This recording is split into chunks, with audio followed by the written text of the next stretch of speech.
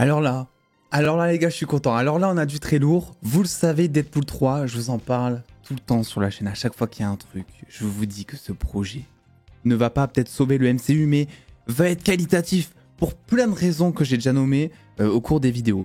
Et aujourd'hui, il y a une information qui vient de fuiter, donc spoiler alert si jamais vous ne voulez pas connaître le méchant du film et si jamais vous le connaissez déjà, restez puisqu'on va aussi évoquer quelques petites théories parce que vous le savez, quand on a généralement un personnage des comics qui est adapté en live action du côté du MCU, généralement c'est beaucoup plus une inspiration qu'une adaptation, tu vois, surtout en tout cas ces derniers temps.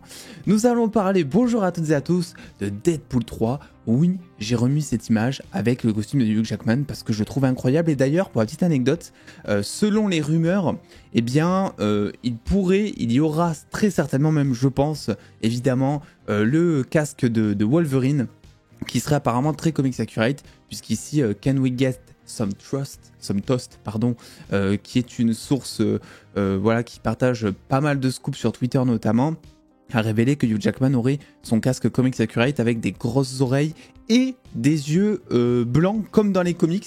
C'est vrai qu'au final j'ai toujours imaginé le casque de Wolverine, mais je sais pas pourquoi je m'étais jamais dit qu'il pouvait avoir les yeux blancs comme dans les comics, donc je trouve ça super stylé. Donc voilà, je vous partage ça au cas où, si jamais vous en doutiez, c'est en bonne voie en tout cas apparemment. Et aujourd'hui nous allons parler notamment du méchant de Deadpool 3, puisqu'il y a donc la méchante qui a été castée il y a maintenant un petit moment. On connaissait pas son identité, une méchante donc qui sera incarnée par Emma Corrin, ou Emma Corrin, mais je crois que c'est Emma Corrin.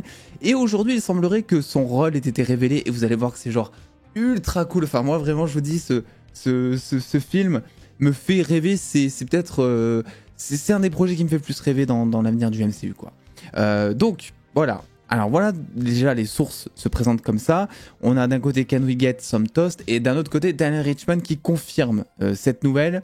Et effectivement, Emma Corrin va jouer Cassandra Nova, qui est nul autre, on va dire, que le jumeau maléfique du professeur Xavier. Je trouve ça genre juste incroyable. Et d'ailleurs, comme l'a précisé Daniel Richman dans le tweet que je vous ai mis aussi, c'est vrai que dans Deadpool 2, on avait le Fléau qui est le frère du professeur Xavier, et dans Deadpool 3 on aurait donc la sœur du professeur Xavier. Donc je trouve que la logique est vraiment incroyable et ça va aussi dans ce sens, vous savez, d'un Ryan Reynolds qui a toujours voulu plus ou moins lier, non c'est pas plus ou moins, il a toujours voulu lier Deadpool aux X-Men, quoi, tu vois, que ce soit dans le premier, dans le second, toutes ces références à Logan, à Hugh Jackman. Oui, il a mis Hugh Jackman. Oui, on sait que dans Deadpool 3, bon, je pense qu'on peut le dire, il y aura plein de variants de X-Men, peut-être voilà, du Tornade, peut-être du Professeur X, qui sait, on va en parler, peut-être, je sais pas, en fait. Tout est possible, tu vois, parce que bon, on est quand même sur une histoire qui, selon les rumeurs, ferait rencontrer Deadpool avec plein de personnages de la Fox, ce dernier les tuant tous pour se joindre à l'univers du MCU par exemple, tu vois, donc ça serait super cool. J'ai une petite question avant de poursuivre en mode plus théorie, etc., et de vous expliquer qui est le personnage. Quand on a eu cette information donc de Emma Corrin qui serait donc la sœur maléfique entre guillemets du professeur Xavier, et j'ai de suite fait le lien. Regardez-moi cette ressemblance en vrai. Est-ce que c'est psychologique? Est-ce que c'est juste depuis que je sais qu'elle va jouer donc le professeur X version méchant, on dira, est-ce que c'est moi qui ai fait un lien dans mon cerveau, ou est-ce que vraiment ils ont pas casté une actrice pour tenter de correspondre justement au physique d'un professeur X, tu vois. Donc voilà, je me dis que ça peut être un argument supplémentaire sur la crédibilité de cette information. Et donc, on va parler de tout ça. Qui est Cassandra Nova? Eh bien, comme je vous l'ai dit, c'est un parasite. C'est genre la sœur jumelle, du professeur Xavier, qui s'est fait tuer par le professeur Xavier dans l'utérus au moment où ils étaient en mode nourrisson. Regardez-les se battre, c'est incroyable. Imaginez cette scène là avec les deux nourrissons. Cette scène dans Deadpool 3 avec l'humour de Ryan Reynolds. On est d'accord que c'est un truc qui peut grave se passer quand on connaît l'humour de Ryan Reynolds, non? Ça pourrait être genre juste incroyable. Et en fait, ce qui se passe, c'est qu'elle est normalement morte puisque l'autre, il a tué avec sa télépathie dans l'utérus.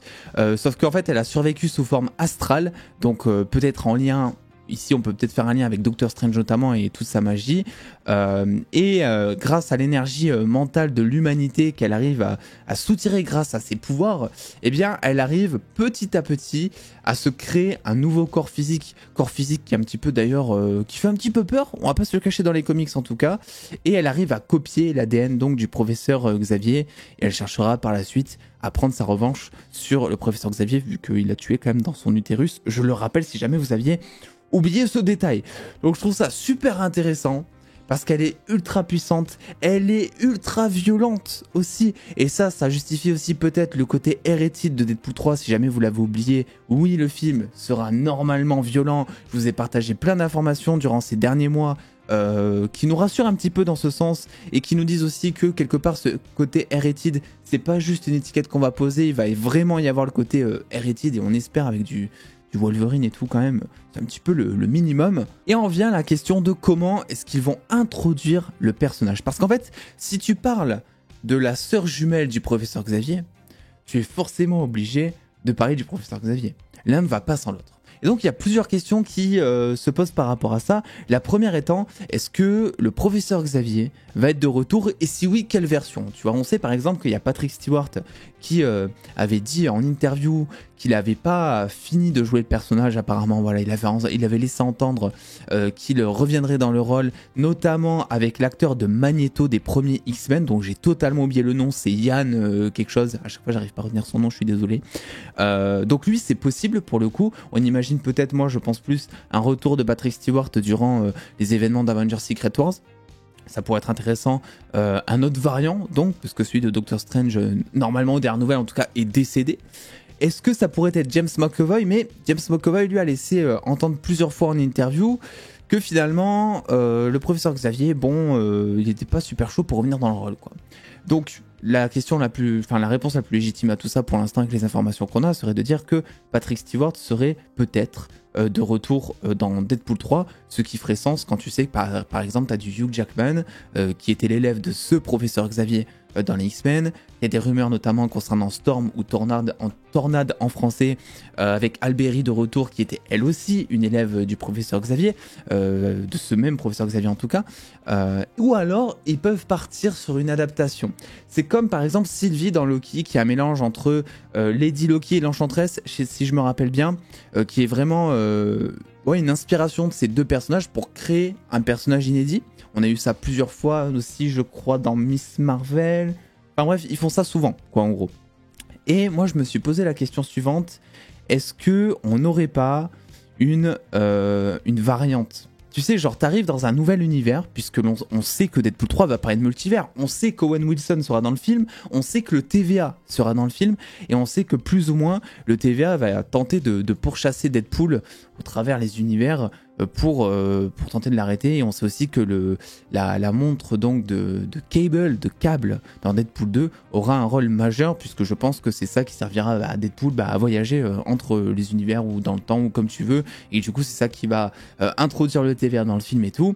Donc la question est la suivante: est-ce que finalement ils vont pas s'inspirer juste de Cassandra Nova en mode c'est la sœur du professeur Xavier, mais ils vont pas juste dire, tu vois, c'est le professeur Xavier d'un autre univers. Un sorte de what if, en fait, où on te dirait, et si il existait un professeur Xavier méchant dans un autre univers, tu sais, un professeur Xavier, par exemple, qui aurait les mêmes pouvoirs que le professeur Xavier, qui serait pour le coup une femme, donc Cassandra Nova, et qui par contre utiliserait ses pouvoirs, par exemple, aux mêmes fins qu'un Magneto, ou de manière encore plus extrême, quoi, tu vois.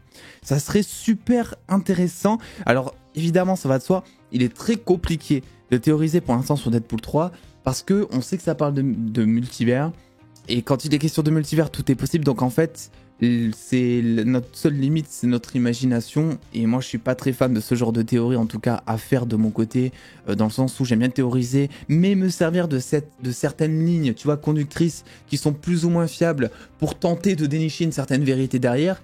Après on peut théoriser sur tout et n'importe quoi avec Deadpool 3, c'est un peu ça le souci. Donc on peut tout dire là, toutes les théories que les petites théories que j'ai émises dans cette vidéo théorie, James McAvoy là, Patrick Stewart, le fait que ce soit une variante, tout ça c'est possible. Laquelle sera la bonne solution? Ça on le découvrira à la fin.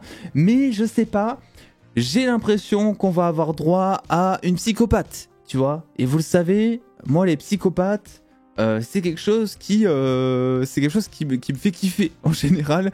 Je sais pas pourquoi, ça me prend de passion à chaque fois. Et je pense qu'en fait avec Deadpool, on peut avoir un film, mais finalement à la hauteur de ce qu'est un Deadpool, c'est-à-dire un film qui sur la forme peut être drôle, coloré, etc. Mais qui sur le fond peut être dur et très dramatique, tu vois. Et en vrai, s'ils te mettent quand même la sœur du professeur Xavier qui s'est fait tuer dans l'utérus, enfin, il y a quoi de plus dramatique qu'un nourrisson qui meurt à la naissance, quoi, tu vois. Moi, je suis ultra chaud. Et voilà, je voulais vous partager. Franchement, ça me fait plaisir d'allumer ma caméra, de vous parler d'un sujet qui m'hype énormément, parce qu'en ce moment, on les compte un petit peu sur les doigts d'une main, quoi, ce genre d'informations. Donc, je suis très content. Évidemment, il fallait que je vous en parle en vidéo. Parce que bordel, ce film, je crois qu'on n'est pas prêt. Alors on va essayer aussi de mettre nos attentes et notre hype un petit peu en baisse. Vous savez à quel point ça peut être très facile pour le MCU de nous décevoir, surtout en ce moment. Donc c'est pour ça que selon moi, il faut un petit peu aussi rester vigilant, même s'il s'agit de Ryan Reynolds, même s'il s'agit d'une coproduction et qu'il aura la main sur le cahier des charges. À la différence des autres projets du MCU, c'était Marvel Studios qui contrôlait tout. Même si à ce côté R-rated, le côté Hugh Jackman qui revient. Bref, vous avez compris, il y a beaucoup trop d'arguments en fait autour de ce film qui gravitent pour me hyper en fait, pour me hyper. Donc écoutez, n'hésitez pas à me donner votre avis, peut-être vos théories, vos avis sur la question. Selon vous, ce méchant potentiellement confirmé, puisque je le rappelle, ce n'est pas officiel évidemment, comment est-ce qu'il pourrait venir dans le film? Est-ce que vraiment ils vont faire comme dans les comics, ils vont dire oui, c'est la sœur jumelle, c'est le parasite du professeur Xavier dans son utérus, etc. Ou est-ce que, comme je l'ai dit, ils vont pas se servir d'un autre univers pour introduire un nouveau professeur Xavier qui serait là par contre interprété par une femme et avec des intentions un peu plus nocives? Le pouce bleu, abonnement, et puis attendez les dos, prenez soin de vous, faites bien kiffer. Des bisous les dos.